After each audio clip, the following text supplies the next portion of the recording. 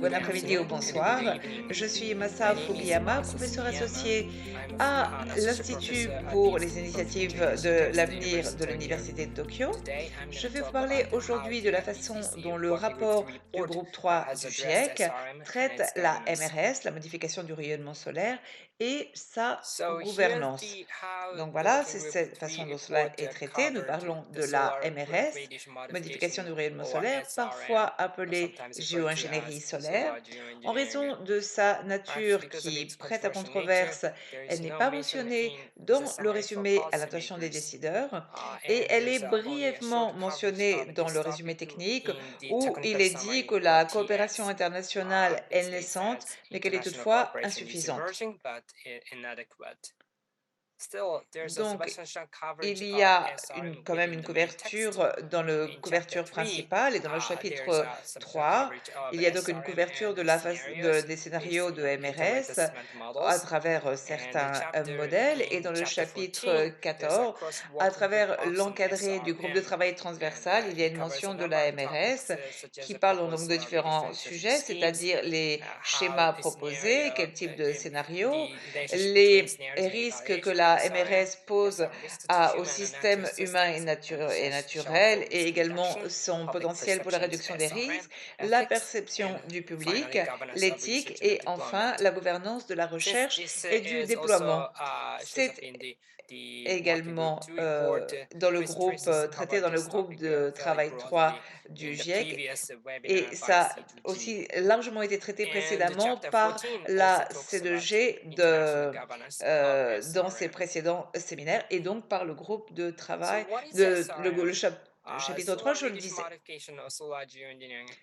Donc, la modification du rayonnement solaire ou la géo-ingénierie solaire est une proposition pour refléter la lumière solaire vers l'espace afin de lutter contre le réchauffement induit par l'homme et certains de ses conséquences les plus néfastes.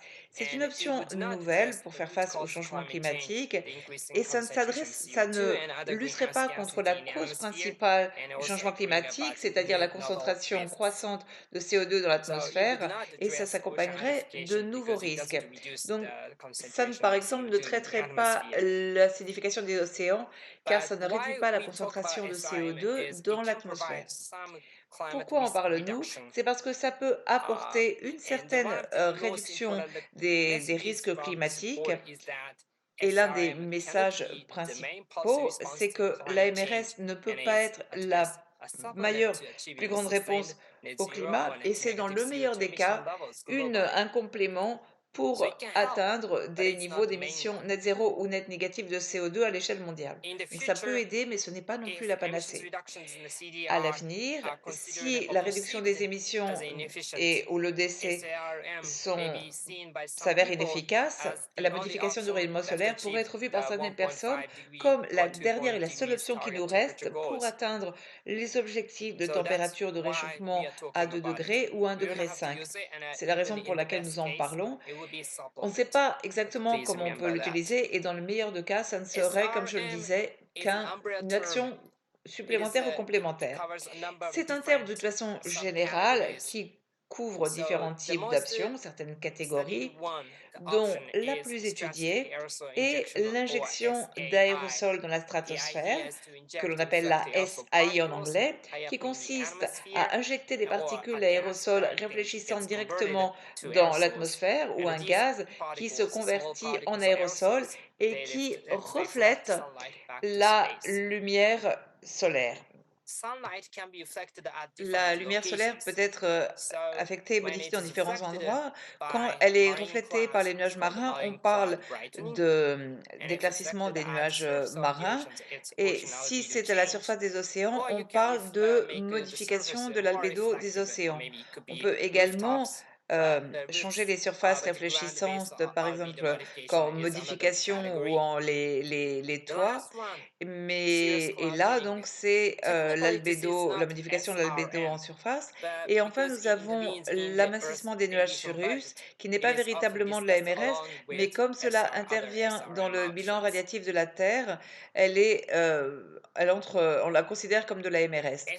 Les risques dont s'accompagne la MRS et sa capacité capacité pour réduire les risques climatiques et tout ceci dépend de la façon dont cela est utilisé et donc l'échelle auquel c'est déployé, le moment où c'est fait et le type d'approche utilisée.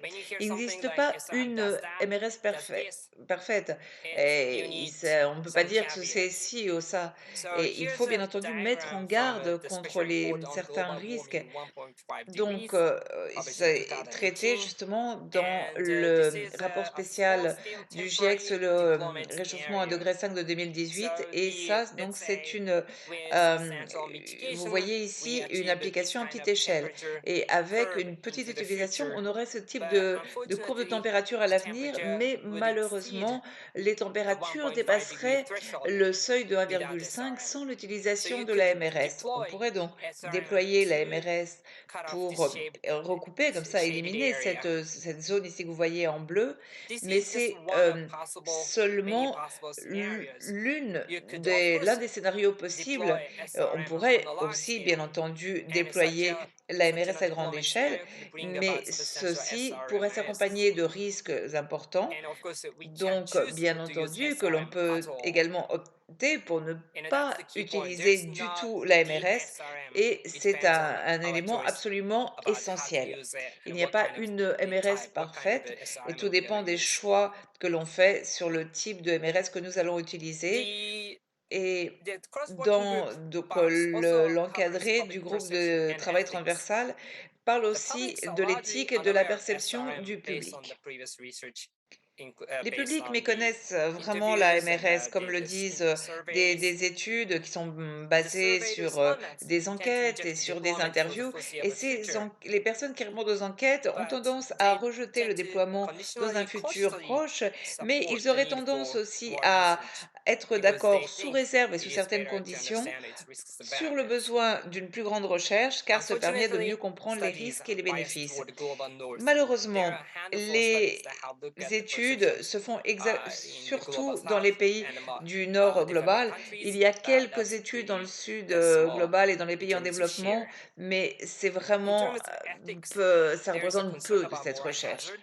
Pour ce qui est de l'éthique, il y a un souci de ce que l'on appelle l'aléa moral, c'est-à-dire le fait que la MRS et son utilisation pourraient réduire les efforts actuels et futurs d'atténuation et de réduction, mais les preuves empiriques sont restreintes et limitées. Il y a également un souci qui s'appelle celui de la pente glissante, c'est-à-dire que lorsqu'on commence à faire cette recherche ou à démontrer ce type de projet, ça peut créer des intérêts manifestes et particuliers ou d'une certaine communauté, et en quelque sorte, certaines sociétés pourraient être enfermées dans une sorte de déploiement de la MRS. Et donc, il pourrait y avoir un déploiement à grande échelle. Mais il est difficile de dire si cela arriverait ou pas. Et enfin, c'est un élément qui a déjà été mentionné, mais il est nécessaire d'impliquer les pays du Sud global et la communauté internationale, car jusqu'à présent, c'est un débat qui a essentiellement eu lieu dans les pays du Nord global et dans les pays développés. Le chapitre 14 fait également référence à la gouvernance de la recherche et du déploiement de la MRS.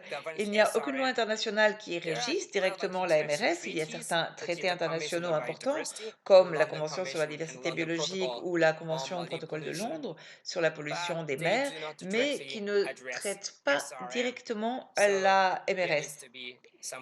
Donc, il faut plus travailler sur ce point, car la science sur la MRS en est à une phase initiale et donc il serait utile d'avoir une certaine flexibilité pour faciliter la recherche, mais il faudrait également une supervision et peu de restrictions.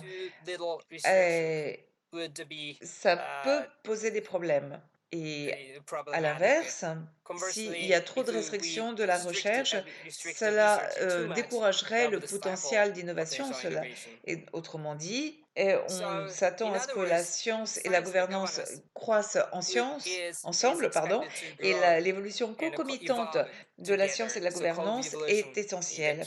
Pour les priorités à court terme, il y a plusieurs propositions qui considèrent, et là vous voyez une liste de plusieurs points qu'ils pourraient être traités. Donc tout d'abord, se protéger contre de potentiels risques et de dégâts potentiels. Ensuite, de faciliter une recherche adéquate et un développement adéquat de la connaissance scientifique. Légitimer ensuite toute future recherche ou décision politique grâce à l'engagement du public et des experts. Et enfin, veiller à ce que la MRS soit envisagée uniquement comme un complément de l'atténuation. Merci beaucoup et j'attends avec impatience le débat.